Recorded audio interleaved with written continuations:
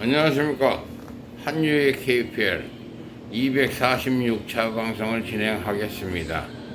오늘은 8월 23일 2024년 8월 23일 금요일 되겠습니다. 어저께 일산 출장 갔다 와서 많은 또 일들이 있었죠. 즐거운 일들입니다. 즐거운 일들인데 저는 정책자금 신청 때문에 온통 신경이 그쪽에 집중돼 있어서 다른 게 사실 귀에 들어오지는 않습니다. 그래서 어저께 안양서도 오고 오산서도 오고 안양, 오산 그쪽에서 많이 오고 또 이쪽 오늘 같은 경우는 여기 부평 쪽에서 또 올 것 같습니다. 그리고 중국 진출이 어저께 말씀드렸듯이 중국 진출이 됐습니다. 그 중국의 대림이라는 지역에 저희 지회가 생길 것 같습니다. 물론 이제 자금도 얘기를 했고, 그러니까 이게 모든 분들이 협조가 이루어져야 되는데 어떤 분들은 협조가 되고 어떤 분들은 나 홀로 독야청청 하시는데 몰랐다고 이렇게 얘기하시는 분들도 있는데 모르는 게 만사가 능사는 아닌 것 같습니다. 모르면 알라고 해야 되는데 알지 못하면은 흉내라도 하든가 아니면 따라오든가 해야 되는데 자기 주장만 세우면은 제가 특히 좀 헷갈리기 시작하더라고요. 제가 몸이 또 아니 정상이 아닌 상태에서 그런 거는 좀 문제가 있습니다. 그리고 지금 정부자금 신청하려고 사회복지사 두 분, 지금 저는 3명을 구해놨는데 지금 서두르지는 않습니다. 서두르지는 않고 이제 일자리 센터 쪽에서 자꾸 전화가 왔는데 뭐 이렇게 그다지 서두르거나 목매달거나 그런 건 없습니다. 솔직히 그거 정부 자금을 전 안 받더라도 중국 진출을 지금 저희가 지금 계획하고 있고 지금 했습니다. 사실은 했고 거기에도 돈이 어저께 1,200만 원,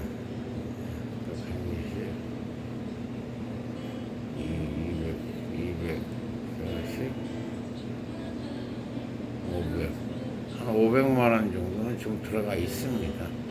중국 쪽에. 그래서 그다지 걱정은 하지 않습니다. 그리고 오늘 지금 시간이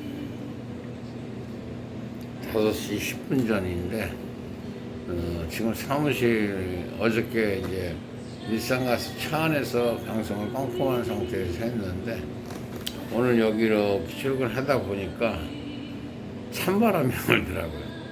야, 그래서 이 절기는 못 속이는가, 쳐서 절기는 못 속이는구나 하는 생각이 들었습니다.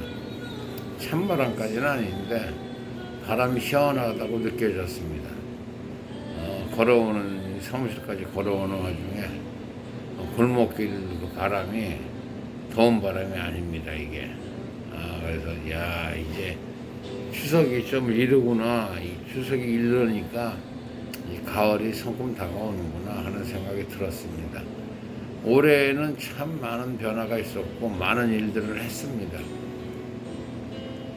일단 첫째 사무실을 인천 쪽으로 옮겼고, 그리고 간병인협회가 등장을 했고, 그리고 과감히 동물 유골 성형하는 것을 지금 던져버렸습니다. 제가 지금 던진 상태에서 또 현실적으로 돈 되는 거를 먼저 해야 되겠다 해가지고 간병인협회를 지금 선택을 해서 진행을 하고 있는데 그 판단은 적절했던 것 같습니다. 그리고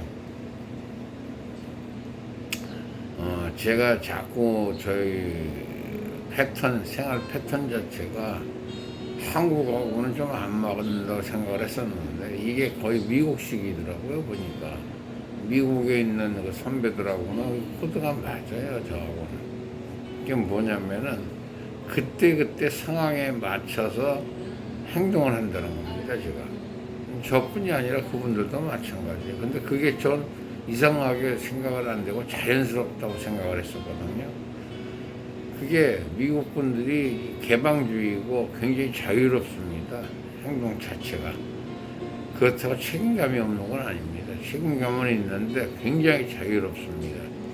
그리고 그때 그 상황에 맞춰서 행동을 하거나 투표를 하거나 어떤 행위 자체를 합니다. 이 사람들이.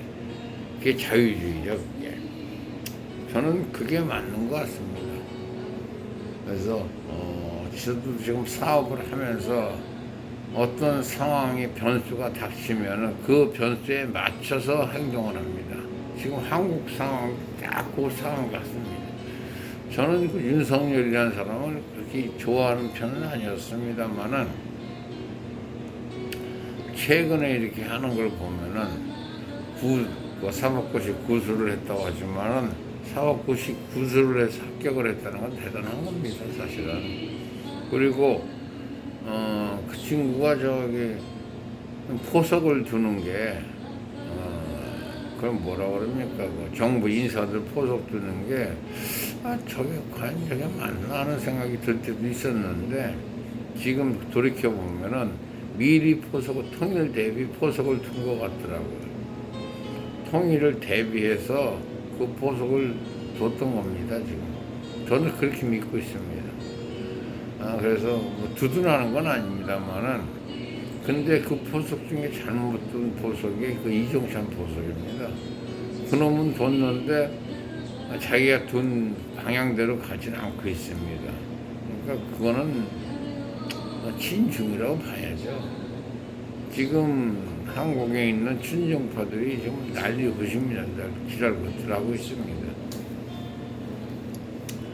그거는 뭐 어쩔 수가 없겠죠. 지금까지 70년 동안 미국에서 두둔했던 나라가 친중이고, 그리고 뭐 북침도 못하게 했잖아요.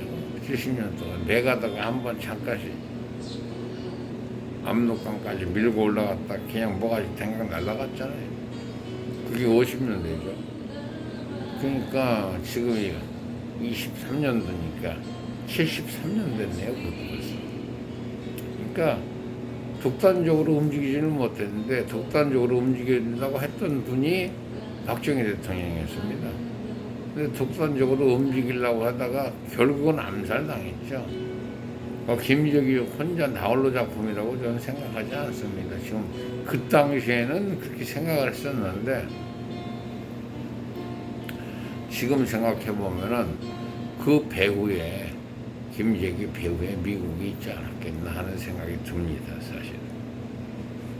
그리고 천안함 같은 경우도 뭐 증거가 없어서 박지원이나 그 밑에 뭐 당연히 안전기획부들 떠들었는데 증거는 차고도 넘쳤습니다.